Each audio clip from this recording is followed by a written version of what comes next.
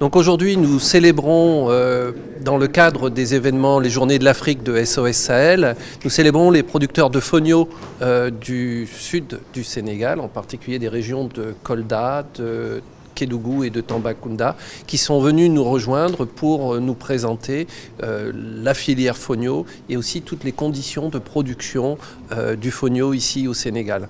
Il faut savoir que le fonio est une culture ancestrale et qui a aussi une très grande valeur alimentaire, qui contribue réellement à la qualité des systèmes alimentaires, autant pour les producteurs et les populations des régions du sud du Sénégal, mais aussi pour l'ensemble du pays, voire pour l'ensemble de toute la région ouest africaine.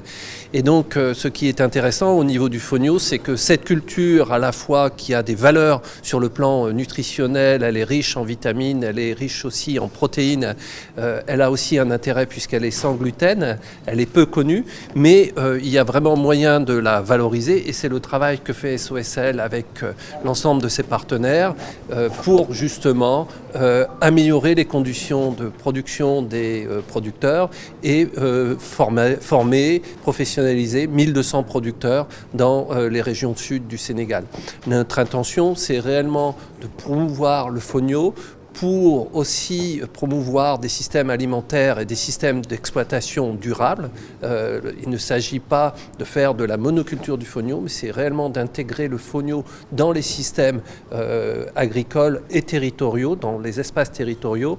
Et c'est pour ça que nous travaillons en étroite collaboration avec les communes, avec les organisations de producteurs, de manière à fournir de façon durable du fonio pour le marché sénégalais, mais aussi pour le marché international. Vous avez entendu? Alors exactement, nous avons déjà un programme qui est en place avec l'ambassade de France et l'Agence française de développement et d'autres partenaires internationaux qui à la fois soutiennent le développement économique de ces régions, de 9 communes de ces 3 régions du sud du Sénégal. Et donc à la fois nous travaillons sur l'accès aux services sociaux, notamment l'accès à l'eau potable, mais aussi le développement des conditions de production. On a vu qu'on a présenté la réalisation de centres de services. On va renforcer les centres de services agricoles existants en partenariat avec les services techniques agricoles de la région et également avec l'ensemble des acteurs qui travaillent notamment dans la formation agricole. Donc nous avons mis en place tout un cycle de formation. Cette année, on a déjà formé 120 producteurs pour justement pouvoir mieux produire et en particulier, nous avons aussi renforcé les capacités des groupements avec la mise à disposition de semences de qualité, de semences sélectionnées qui va permettre aussi de renforcer le patrimoine génétique du fonio et de cultiver dans de meilleures conditions. Il y a aussi eu tout un travail dans le cadre de ces formations, notamment avec l'ICETA, qui est un centre de formation partenaire qui est aussi sur place à Tambacounda, pour améliorer les techniques de production agricole, notamment le semis en ligne qui permet d'éviter des pertes de récolte. Et maintenant, nous travaillons, puisque nous sommes en plein dans la récolte du fonio, nous travaillons avec les groupements pour récolter dans de meilleures conditions et aussi conserver la graine de fonio pour éviter les pertes post-récolte. Alors nous sommes partenaires de la Grande Muraille Verte depuis maintenant pratiquement 8 ans et nous travaillons surtout justement comme nous le faisons dans le cadre des associations et des groupements de producteurs de fonio, nous travaillons à la promotion des initiatives locales dans le cadre de la Grande Muraille Verte. Je citais tout à l'heure l'exemple du travail qui a été fait au Tchad pour soutenir la filière gomme arabique.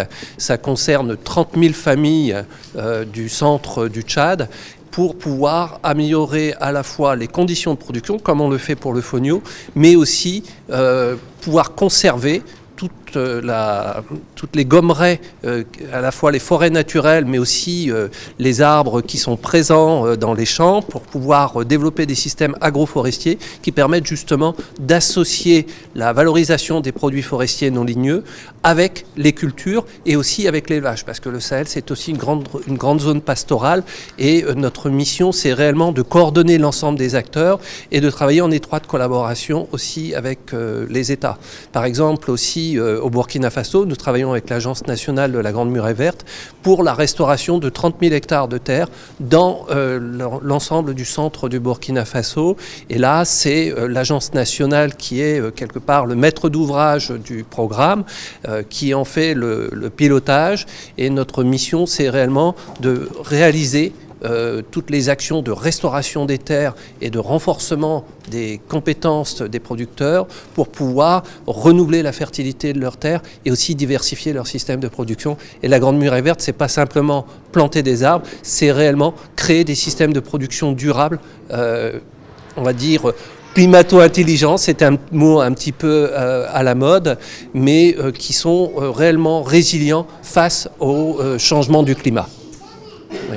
Alors aujourd'hui, c'est une édition qui a commencé cette année de façon un peu différente puisque nous avons eu la COP 15 qui a eu lieu à Abidjan au mois de mai dernier. Donc nous avons lancé les Africades comme d'habitude à Abidjan et nous avons voulu poursuivre à Dakar avec notre rendez-vous annuel, notre gala qui aura lieu ce soir avec en amont une conférence ce matin justement pour célébrer les producteurs de fonio. Et ce soir, je pense qu'il y aura un programme très attractif avec réellement le fonio à la fois en spectacle, dans l'assiette et aussi l'ensemble des musiciens qui vont venir soutenir les producteurs et les organisations de production.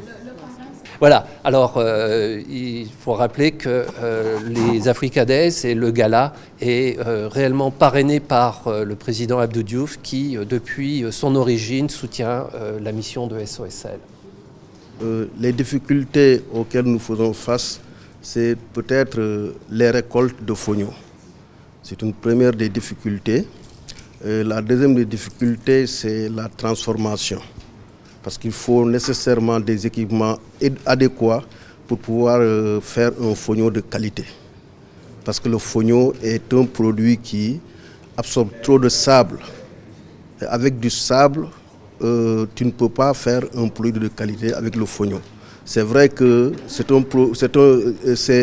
une spéculation qui n'a pas besoin d'engrais, mais quand même il a besoin d'un suivi rapproché pour vraiment accéder à un produit de qualité. Ce que nous attendons de ce partenariat, c'est d'aider surtout les femmes aux subventions pour qu'elles puissent vraiment développer des activités sur le fonio. Parce que c'est quand même une forte demande qui est attendue au niveau mondial. Le fonio aujourd'hui était un produit orphelin, mais aujourd'hui il est reconnu mondialement grâce à ses vertus thérapeutiques. D'abord, c'est aider les femmes à avoir des tracteurs pour qu'elles puissent faire de grandes superficies. Auparavant, c'est les femmes seulement qui produisaient le coton et le fonio. Mais aujourd'hui, il y a des hommes aussi qui se sont carrément donnés à la production du fonio. Et là, ça demande quand même une main-d'œuvre. Pour les récoltes, celui qui n'a pas une main-d'œuvre suffisante, tu ne peux pas vraiment récolter une grande quantité. Et tu risques de perdre toutes les graines lors de la récolte.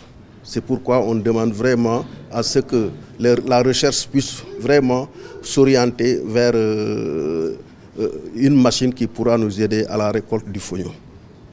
Comme ils ont fait avec le riz et d'autres produits, l'arachide. Donc avec le fonio aussi, ils doivent vraiment chercher des moyens pour aider les producteurs et les productrices à mieux récolter leur fonio.